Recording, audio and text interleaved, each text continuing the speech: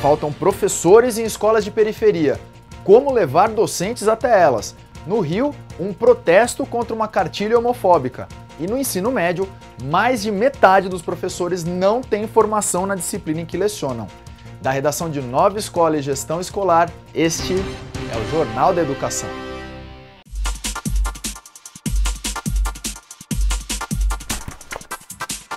Seguimos falando de educação em áreas vulneráveis. Na semana passada, nós ouvimos o especialista Cláudio Nogueira, da Universidade Federal de Minas Gerais.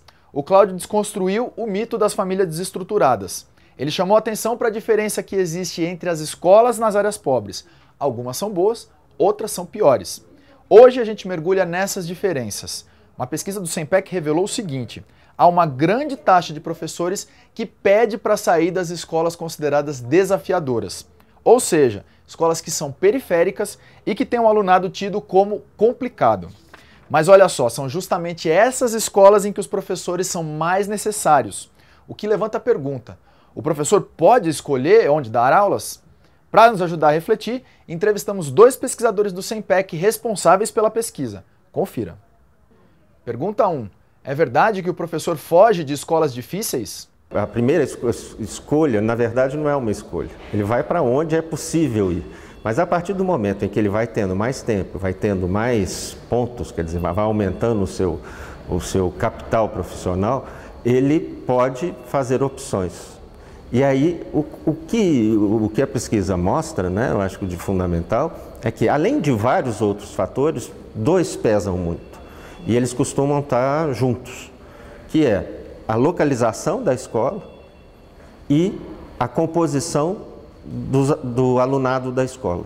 Quer dizer, quanto mais a escola está localizada em meios mais vulneráveis, mais pobres, e atende a alunos também com recursos culturais mais pobres, e são aqueles alunos que a escola com quem ela tem mais dificuldade de lidar, mais o professor vai tentar evitar aquela escola, porque o trabalho de educar se torna mais fácil nas outras escolas. Pergunta 2. O que motiva essa estratégia de fuga? Esse movimento que ele faz, que a gente chama um termo que existe na literatura, de progressão horizontal na carreira. Ele não cresce na carreira porque ele virou diretor, ou ele melhorou de salários, etc., mas ele melhora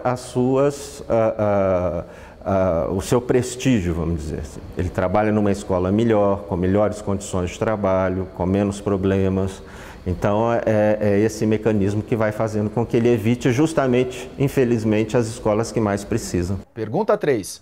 O professor pode escolher onde dar aula? Porque esse é um modelo de alocação de professores que é histórico já, né? E é uma conquista, até se você pensar de conquistas da categoria docente, a possibilidade de escolher o local onde você quer trabalhar, onde você pode trabalhar, a partir do acúmulo de experiência e de titulação, ela já é um direito garantido no Estatuto do Magistério em São Paulo, por exemplo. Mas é, ao mesmo tempo, um direito que fere o direito à educação dos outros. Então, a gente fica numa situação, fazendo um jogral aqui, né, Luciana?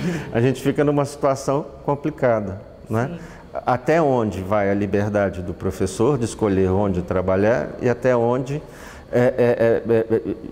desde que se garanta o direito a que todas as crianças brasileiras, desde as mais ricas até as mais pobres, tenham acesso a uma educação de qualidade e que, especialmente as mais pobres, possam vencer a enorme distância que separa educacionalmente, escolarmente, essas crianças das crianças que têm mais favorecidas no país. Pergunta 4.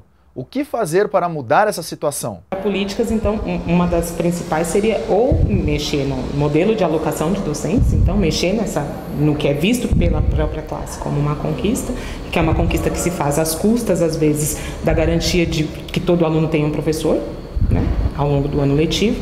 E também mexer nos modos como os próprios alunos são alocados nas escolas, ou criar políticas que melhorem a atratividade de algumas escolas específicas, então criar políticas focalizadas para as escolas que estão localizadas nas áreas mais pobres ou que atendem a uma clientela com mais baixos recursos culturais, para que elas se tornem apesar desse perfil, né, mais atrativas para o docente. Tem essa dimensão salarial e, ao mesmo tempo, tem uma dimensão também é que o professor, o grau de sua satisfação também é um elemento que o prende à escola.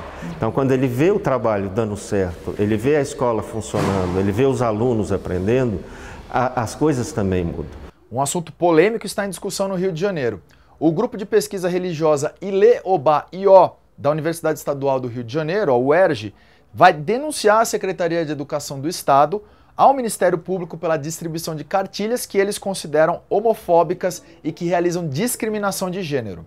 Para a professora Estela Guedes Caputo, coordenadora do grupo, a presença de ilustrações perversas e debochadas, como essa que você está vendo aí na tela, estimula a discriminação e não cabem em um processo pedagógico curricular.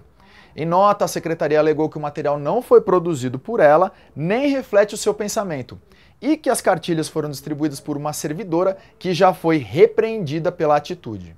No Brasil, 52% dos professores do ensino médio não possuem formação na disciplina em que lecionam. É o que mostram os dados do Censo Escolar 2013, compilados e analisados pelo movimento Todos pela Educação. Os números ainda contabilizam a situação de cada disciplina. O quadro menos pior é o de língua portuguesa, onde 30% dos professores não têm formação na área. Já na área de exatas, a situação é bem mais preocupante. Em Química, 64% dos professores não têm licenciatura na disciplina. Em Física, o percentual aumenta para 80%. Para Priscila Cruz, diretora executiva do movimento Todos pela Educação, esses dados podem explicar a estagnação do ensino médio. A divulgação do IDEB comprovou que entre 2012 e 2013 não houve evolução da qualidade da educação nesse segmento. Em Salvador, o Colégio Emílio Garrastazu Médici mudou de nome. No lugar do ex-presidente militar, entrou o guerrilheiro Carlos Marighella, morto pela repressão em 1976. A iniciativa partiu da diretora da unidade, que resolveu realizar uma votação para decidir a mudança. Mais de 500 pessoas, entre pais, professores, alunos e ex-alunos, optaram por homenagear Marighella. A cerimônia de mudança de nome da escola, realizada no último dia 11, contou com a presença do governador da Bahia, Jacques Wagner. De acordo com a Secretaria de Educação do Estado, essa foi a primeira vez que uma instituição de ensino que tinha o nome de um presidente ligado à ditadura solicitou a mudança. O fato parece ter causado bastante repercussão. Atualmente, 2 outras escolas públicas de Salvador também estão reivindicando alterações semelhantes. Número da semana: 17.700. É o total de estudantes do programa Iniciação Científica Júnior, que promove a participação de alunos do ensino médio na pesquisa em universidades. Nos últimos 4 anos, a quantidade de bolsistas do programa dobrou. O governo federal convocou o retorno de 110 bolsistas do programa Ciências Sem Fronteiras que estão no Canadá e na Austrália. O motivo? Eles não alcançaram o nível mínimo de proficiência em língua inglesa. Os 110 estudantes haviam se inscrito originalmente para estudar em Portugal, mas tiveram que optar por outros países depois que o MEC interrompeu a parceria com as universidades portuguesas. Os bolsistas reclamam que o exame de proficiência foi antecipado e que o tempo para a preparação foi reduzido. Se o MEC mantiver a decisão, todos voltarão para o Brasil sem sequer ter realizado o estágio internacional previsto no programa. As informações são do jornal O Globo. A gente encerra falando sobre a lei de cotas. No seu 2º ano em vigor nas universidades federais, a lei ampliou em 155% as vagas reservadas para cotistas.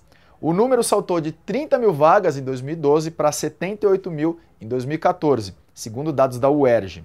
Com esse avanço, a proporção total de cotas já é de 40% das vagas. A lei prevê que até 2016, a reserva de vagas para alunos negros, pardos e indígenas e oriundos de escolas públicas seja de 50% do total de cada instituição. Por hoje é só. Fim do Jornal da Educação. Um abraço e até semana que vem.